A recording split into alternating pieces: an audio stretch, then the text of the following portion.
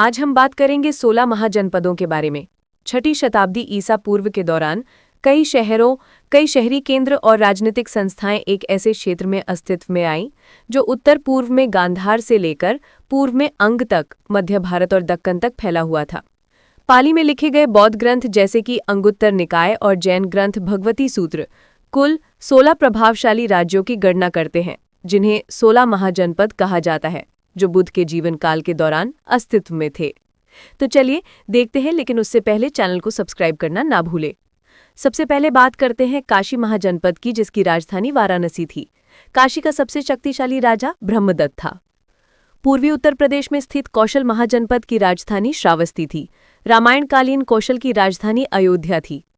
मुंगेर और भागलपुर के पास स्थित अंग महाजनपद, जिसकी राजधानी चंपा थी।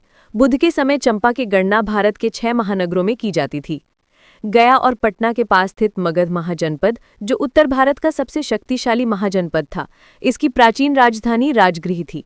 कालांतर में इसकी राजधानी पाटलिपुत्र स्थानांतरित हुई। वज्जी 8 राज्यों का संघ था, जिसकी राजधानी वैशाली थी। वैशाली के लिच्छवी विशेष रूप से प्रसिद्ध थे। मल्ल महाजनपद वज्जी संघ के समान यह भी एक संघ था, जिसकी राजधानी कुशीनारा थी। ये आज के उत्तर प्रदेश के देवरिया जिले में स्थित थी। चेदी या चेती महाजनपद, जिसकी स्थिति आज के बुंदेलखंड के पास थी, इसकी राजधानी शक्तिमती थी। महाभारत काल में यहाँ का प्रसिद्ध शासक शिशुपाल था, जिसका वध कृष्ण द्वारा किया गया। वत्स महाजनपद की राजधानी कौशांबी थी। बुद्ध काल में यहाँ पौरव वंश का शासन था, जिसका शासक उदयन था।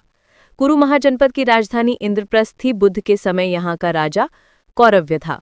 पांचाल महाजनपद प्रारंभ में इसके 2 भाग थे, उत्तर पांचाल जिसकी राजधानी अहिच्छत्र तथा दक्षिणी पांचाल जिसकी राजधानी काम्पिल्य थी। मत्स्य महाजनपद की राजधानी विराटनगर थी, जिसकी स्थापना विराट नामक राजा ने की थी। इसकी स्थिति आज के जयपुर के पास थी। शूरसेन की राजधानी मथुरा थी। बुद्ध काल में यहाँ का राजा अवंतीपुत्र था, जो बुद्ध के प्रमुख शिष्यों में से एक था। अश्मक, ये गोदावरी तट पर स्थित दक्षिण भारत का एकमात्र महाजनपद था। इसकी राजधानी पोतन थी।